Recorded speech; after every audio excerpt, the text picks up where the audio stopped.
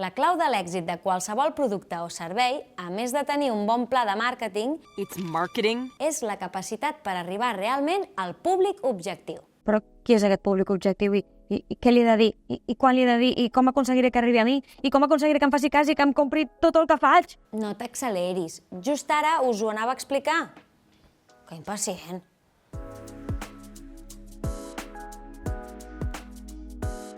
El públic objectiu, també conegut com a audiència objectiva o, en un llenguatge més professional, target, es refereix a un grup específic de persones a les quals es dirigeix el vostre producte o servei, en aquest cas de l'àmbit cooperatiu. Per exemple, si sou una cooperativa de programadors de videojocs, per poder-los vendre haureu de saber a quin públic estan dirigits els vostres videojocs. Són per infants, per joves o per gent més adulta? Per persones cis, no binàries, trans?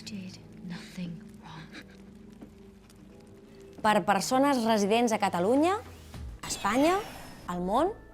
I què els agrada? L'acció, el terror, els dilemes mentals, les aventures? I més enllà encara, creieu que el vostre públic tindria alguna característica conductual o psicològica en comú? Són solitaris o prefereixen estar amb gent? Són tranquils o més aviat són moguts? Perquè el vostre projecte triomfi, us heu de convertir en uns autèntics coneixedors del vostre públic. Així que, apunta bé aquestes pautes. 1. Conèixer el teu públic objectiu.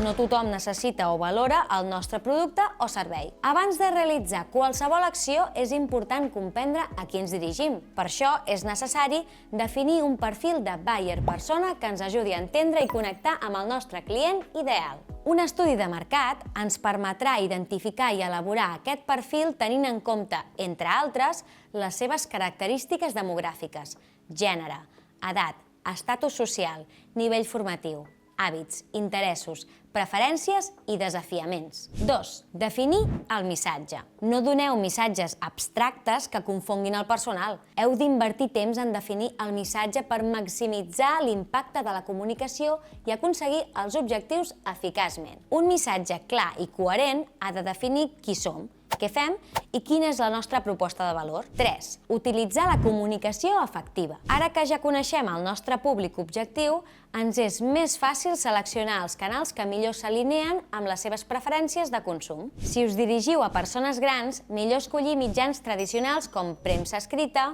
ràdio, televisió. Ara bé, si el vostre target són persones joves, ja podeu començar a pensar una estratègia de publicitat per xarxes socials o publicitat en línia, o us quedareu totalment fora. 4. Desenvolupar una estratègia. Un consell, no improviseu, sigueu més ordenats del que sou a casa vostra i planifiqueu les accions, calendaritzeu en el temps, penseu quins recursos necessitareu, finançament o personal implicat. Penseu en una estratègia de comunicació que estableixi objectius clars i avaluï els resultats de les accions. Bufar i fent polles, oi? Sí, facilíssim.